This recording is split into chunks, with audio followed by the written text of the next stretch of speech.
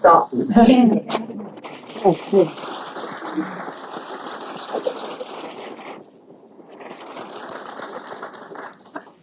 Actually, here from Erving Goffman. I'm going to report on what I think from the studies of this kind that I've done. And I can only begin by repeating John Hoffman. I can only begin by repeating John Hoffman's remarks that what you get in all of these things, optimizations, and we're in a very good position of providing them. The only qualification of that precariousness is that ordinarily people don't without any discussion at all, so that's a huge thing. Too much. I think that there are different kinds of field work. One day term, observational work, reviewing work, and these are all have their own characters. I only want to talk about one kind, and that is one. It's just an observation. Observation is done by two kinds of things, at least on one hand, and that's on the other. And I want to largely talk about, although I think they do a better job. By this observation, I mean a technique wouldn't be the only technique the study would employ, and wouldn't be a technique that would be useful for any study, but it's a technique that can feature in some studies. One of getting data, it seems to me, by subjecting yourself, your own body, your own personality, your own social situation, to the set of contingencies that play upon a set of individuals, so that you can physically and ecologically penetrate their circle of response to their social situation, or their work situation, or their ethnic situation, or whatever, so that you are close to them while they are responding to what life does to them. And I feel that the way done is to not, of course, listen to what they talk about, but pick up on their minor grunts and groans that they respond to this. And so when you do that, it seems to me that is what we should try to subject yourself willfully to their life circumstance, which means that although in fact you can leave any time, you act as if you can, and you try to accept all of the desirable and desirable things that are future of their life. That tunes your body up. And with your tuned up body, and the ecologist has a right to be close to them, like you've obtained one means in another, you are in a position to note their gestural, visual, bodily response to what's going on around them. And you're empathetic enough because they've been taking things back, they've been taking, to sense what it is that they're responding to. To me, that's the core of observation. If you don't get yourself in that situation, I don't think you'd be doing it work, although there's better social time and all kinds of reasons why you would be able to get in that situation. But that's the name of the game. You're artificially forcing yourself to be tuned into something that you then pick up as a witness, not as an individual, not as a listener, but as a witness, to see how they react to what gets going to and around them. Now, there's two main issues following from that. What you do after you get the data, which Jackie powerfully kind of addressed herself with. And the other is how you go about firing the data. And I think that if you divide up into these general problems, that is getting in place so that you're in a position to do that. And the second is the exploitation.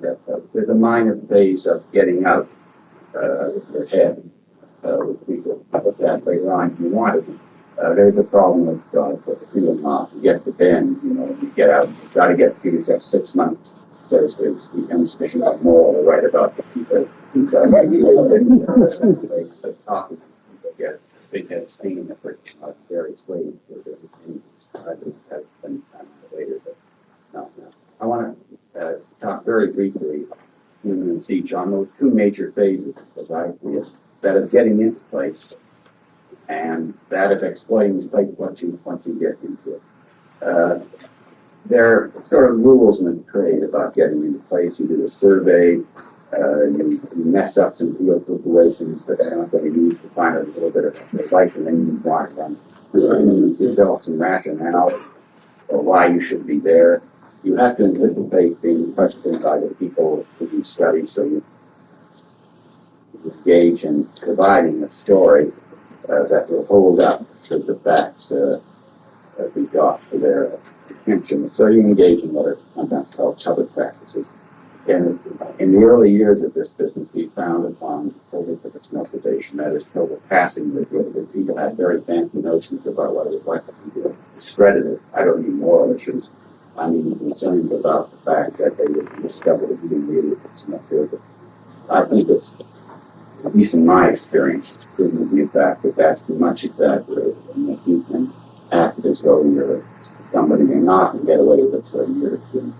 If you want to do that, of course, another issue that bears on the ethical and professional issues of that. As an organization having entirely different topic. You know, we have to talk about that. We're not talking about that. So you have to get some story that will be. I like a story such that if they find out what you're doing, you can present the story that you presented proves not to be an absolute lie.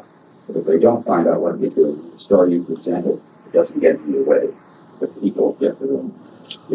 Now, next thing you have to do is cut your life to the bone as much as you can afford to cut it down, except for a few murder mysteries and nothing. Bring along and take credit for the press. Remove yourself from all resorts. One of the problems of going in with a spouse, of course, is that while you can get more material on the opposite sex, especially when you get to grow with a little kid and all that sort of stuff, it does give you a way out. You can talk to that person and all that, and that's no way to make a world. The way to make the world is to be naked to the bone. To have as few resorts that you can get by with, because you can argue, just as Jackie argued, that every world makes sense to people. You can argue that every world provides substance for the people, provides a life, and that's what you're about trying to get with what you see. So the way to get it is to need it. The only way to need it is to not have anything of your own. So you should be in a position to touch yourself with your phone. Lots of people don't do that too much. Partly because it's easy to get the degree and all that. Then there's the other issue that I want to remark on briefly, and then go on to a little bit on note-taking and the like. And that's the self-discipline required. Maybe I'm falling into a trap. Lots of people fall into what I mentioned in a second, but I want to be very specific anyway. People get disclosure anxiety, and you've got to remember that. But the issue I want to talk about is that in graduate students, we're oriented to being not raising our hands and giving the sense of the people who they are and forming the right associations and all that. And that if you're going to do good field work, you've got to go by the door. You've got to really change your relationship to the way you manage anxieties and stresses of the social network around you. For one thing, you have to open yourself up to any overture. These overtures you can't follow up because you may early associate yourself with the wrong person.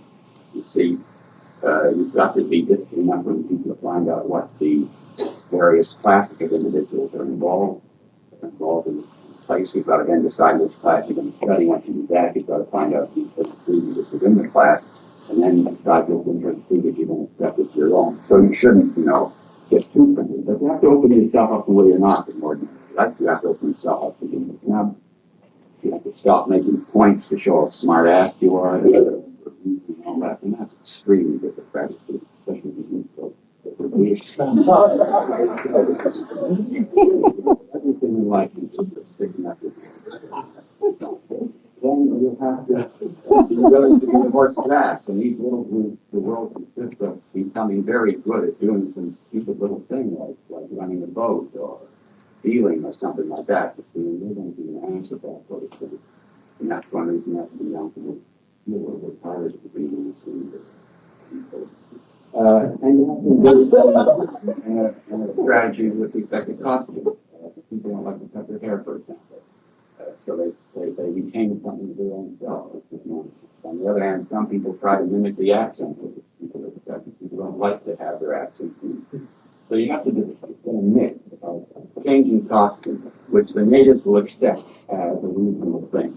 And that isn't complete ministry on one hand, and it isn't completely retaining your own sense on the other. Then there's the issue again, as part of the way in which you discipline yourself, of what to do with confidence. People like to find a friend that will study and tell a friend the real true thing, discuss with their friend what's going on and all that sort of thing.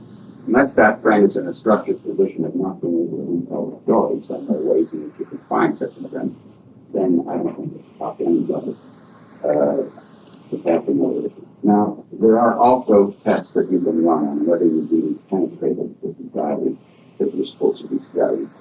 And I one of the reasons people tests. The site we found around it is what we want. You should be able to play with different things, go back and forth. Oh, that's not too good. People sometimes assume that if they're told strategic secrets, that's a sign that they're in. I don't think that's too good a sign. One thing is you can feel me to settle down and give up being sociologist. We're not on that whatsoever. Members of the opposite sex should become practical. You should be able to engage in the same body rhythms, rate of movement, tapping of the feet, that sort of thing, as the people around us. Those are the real tests of penetrating. Let me talk to one element before I put on what you do after you get in. And I'll review the systems of getting them. Remember, your job is to get as close to some set of individuals as possible. So you've got to see that they're around against some others that are around. There's no way in which if you're dealing with a lower group, you can start from a higher group or be associated with a higher group. You've got to control the associated. You get seen in informal conversation with members of the superordinate group, you get as far as the subordinate group and that sort of thing. So you've got to really be strategic about the way you handle in social relations. Now about exploitation of the place you're in. I think we spend a good years here. Otherwise, you don't get the time, you don't get a range of benefits to the event, you don't get deep familiarity. Deep familiarity, rationale, that plus getting material on a tissue event that gives the justification and warrant for such an apparently movement. And that you can't get without competition, but you may not need in some studies, but you need in some other studies. Then there's the affiliation issue. You can't move down the social system. You can only move out of the social system. So if you've got to be with a range of people, be with the lowest people first. The higher people will understand later on that you're really just studying. If you can't start at the top and move down, because then that people at the bottom will know that all along you're doing the thing with what you are. Now, about participation, of course, it should be a very good note-taking. Minimum note-taking. There is a freshness cycle which moves into the field. The first day, you'll see more than you'll ever see again. You'll see things that you won't see again. So the first day, you should take notes all the time. By the way, about note-taking, obviously, you find corners in the day when you can take notes, and every night you should type up your field notes before you're off and do things, but now it's not necessary. But you have to do that because there's so much work to do, and you'll begin to forget about what kind of notes to take during the day, I'll mention. Then there are various devices you can look at, that I always try to mention how to do that. You can start penetrating by going to open socials, where indeed people might allow you to take open notes. If you put your notebooks on a lot of different paper, people won't see your notebook as much, because they won't be disturbed by it. It's off-phase note-taking. That is, don't write your note when you ask for a stench, because then people will know what it is you're recording. Try to discipline yourself to write your notes before an act has been done, or after they have started, so that people won't really detect from when you start taking notes and when you stop taking notes, what act you're taking notes about. There's an issue about when to stop taking notes, usually when you are merely duplicating what you've already got. Remember, you'll get in a year between 500 and 1,000 pages of single-page type notes. And it'll be too much to read more than once or twice in your lifetime. So don't take too many. Then there are various kinds of ways what to do with information. Jackie takes criticism of people say, I don't give hardly any weight to what people say. Yeah.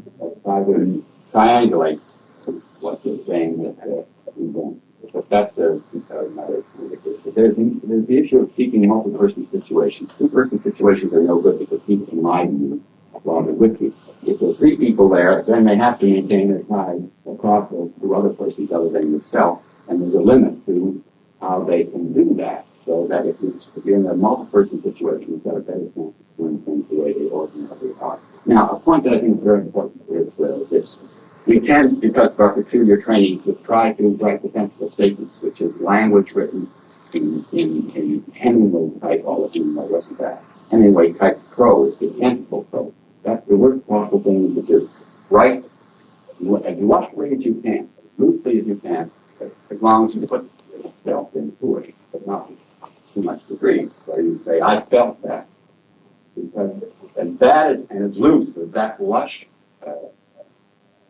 verbalized prose is, it's still a richer matrix to start from than stuff that starts from there that we then get reduced into a few words of poetry.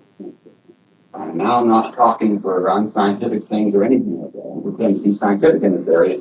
You've got to start by trusting yourself and writing as fully and lushly as you can, and that's part of it in yourself too. I believe that people should read the answer. Fieldwork is part of this before for them. But if they are going to read your Fieldwork, you'll tend not to write about yourself. Now, don't just write about yourself, but put yourself into the situations that you write about so that you later on will see how to qualify what you said. Say, I felt that, my feeling was, I had a feeling that kind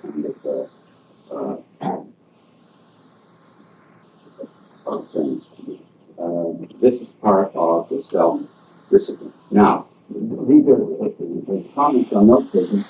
The issues about getting out, about leaving the field so we come back to it, and that sort of thing. I think we can leave that and start by